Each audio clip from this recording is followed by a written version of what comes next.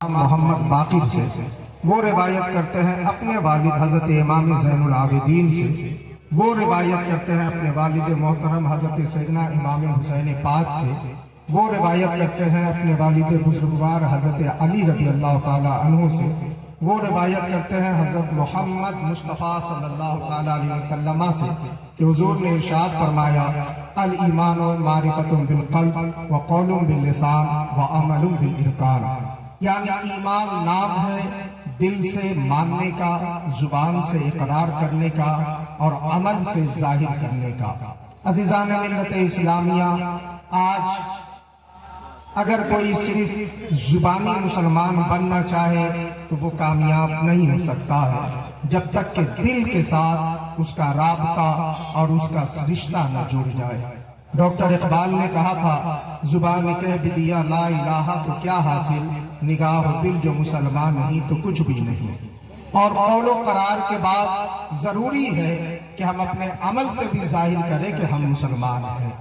ایسا نہ ہو کہ ہمارا عمل گواہی دے کہ نام تو مسلمان کا ہے مگر کردار غیروں کی طرح ہے۔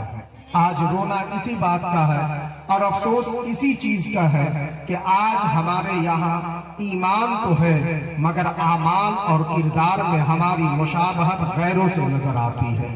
ذرا سا اپنا حوصلہ مضبوط کرے اور فکر کرنا چھوڑ دے کہ کل کیا ہوگا۔ کل وہی ہوگا جو منظور خدا ہوگا۔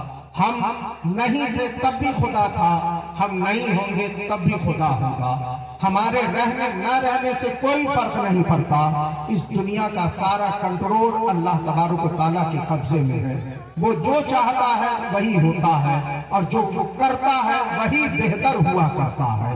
ہمارے اور آپ کے چاہنے سے سب کچھ ہو جائے یہ ممکن نہیں ہے۔ حضرت علی رضی اللہ تعالیٰ عنہ فرماتے ہیں عرفت ربی بفسخ العزائم، میں نے اپنے ارادے کے ٹوٹنے سے اپنے رب کو پہچان لیا۔ آپ بھی ذرا غور کریں، ہر انسان ارادہ بناتا ہے، ہر انسان پروگرام سیٹ کرتا ہے، اپنے فیوچر پلاننگ کرتا ہے، مجھے یہ کرنا ہے، مجھے وہ کرنا ہے، مجھے یہ حاصل کرنا ہے، مجھے وہ بھی مل جائے، میری ترقی ہو جائے، میرے اولاد کامیاب ہو جائے۔ لیکن کتنوں کو یہ سب کچھ مل پاتا ہے؟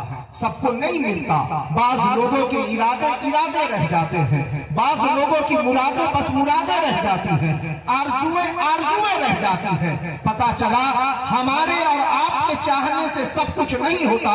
انکا تفعل ما تشاء، بے شک رب جو چاہتا ہے وہی ہوتا ہے، اس لیے کہ انکا لا کل شیء قدیر، اللہ ہی ہر شے پہ قادر۔ سبحان اللہ، سبحان اللہ، عمل کے حوالے سے سبحان ایک چھوٹا سا دور رسالت میں آپ صلی اللہ علیہ وسلم کا واقعہ پیش کر کے اس جذبے کے ساتھ کہ اللہ ہمیں اور آپ کو بھی استقامت فی الدین کی دولت عطا فرمائے۔ ایک واقعہ گزرا ہے تاریخ اسلام میں، اسے واقعہ رجی کہا جاتا ہے۔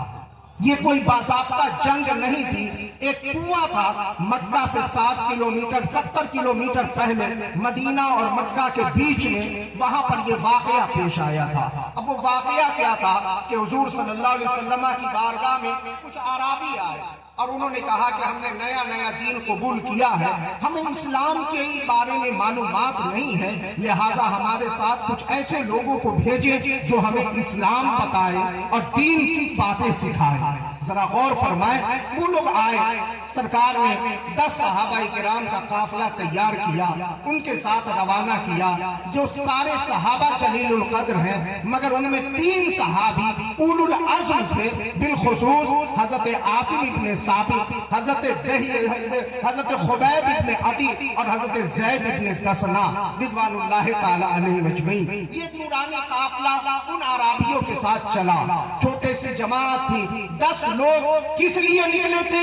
دین کی تبلیغ کرنے کے لیے، اسلام سکھانے کے لیے۔ کوئی جنگ کے ارادے سے نہیں گئے تھے کہ ہتھیار بھی ہو اور تیاری بھی ہو اور لشکر بھی ہو۔ 10 نہتے مسلمان مصطفیٰ کے غلام نکلے تھے اسلام کی باتیں سکھانے کے لیے۔ لیکن جب یہ قافلہ، جب رجی ایک کنویں کا نام ہے، اسی سے یہ مقام مشہور ہو گیا، اس مقام پہ پہنچا جو पहाड़ी के दामन में है। तो अचानक पहाड़ी की खो से 200 लोग बरामद हुए जो तीर और तलवार से लैस थे और चारों तरफ से आपका मुहासरा कर लिया। जो 10 सहाबा किराम आए थे, ये क्या माजरा हुआ? और रिवायतों में आता है, तारीख में लिखा है कि वो लोग मुनाफिक थे जो इस्लाम का चोला पहन करके गए थे और उन्होंने मक्का के काफिरों से साज़बाज कर रखा था, हम तुम्हारे दुश्मन को लेकर के आएंगे, हम तुम्हारे गिरे उन मारने वाले बाप के कातिल को लेकर के आएंगे, हमें इतना इनाम देगा, पकड़ कर तुम्हारे हवाले कर देंगे। ये 210 लोगों का वही काफिला था जिन्होंने आप लोगों को गिरफ्तार करना चाहा। हजरत आसिम इब्न साबित उस काफिला के सरदार थे। आपने कहा नहीं, ये तो नहीं हो सकता कि कैदी बन के बुज़दिलों की मौत कबूल कर लो, मैं मुकाबला करूंगा। और फिर अपने तमाम जानसारों को लेके पहाड़ की बुलंदी पे चढ़ गए। चूंकि हथियार है नहीं, पत्थरों से लड़ते रहे। आखिर कब तक लड़ते? 7 सहाबा शहीद हो गए, 3 बच गए। यहाँ 210 लोग आहिस्ता आहिस्ता वो करीब होने लगे। अब सुने, हजरत आसिम इब्न साबित जख्मों से निढाल हो गए, खून से शराबोर हो गए। जब शहादत सामने नजर आने लगी तो आपने हाथ उठाया खुदा की बारगाह में और दुआ की, मौला तू जानता है कि आसिम ने कभी अपनी जात के लिए हथियार नहीं उठाया है, तेरे दीन के लिए हथियार उठाया है, तेरे दुश्मनों को लड़ा मारा है, अपने दुश्मन को दरबदर किया है, अपने हासिदों से कोई परवाह नहीं है।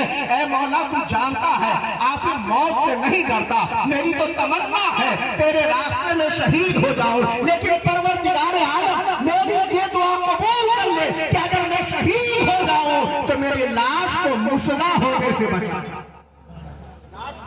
मुसला मुसला आप समझ गए?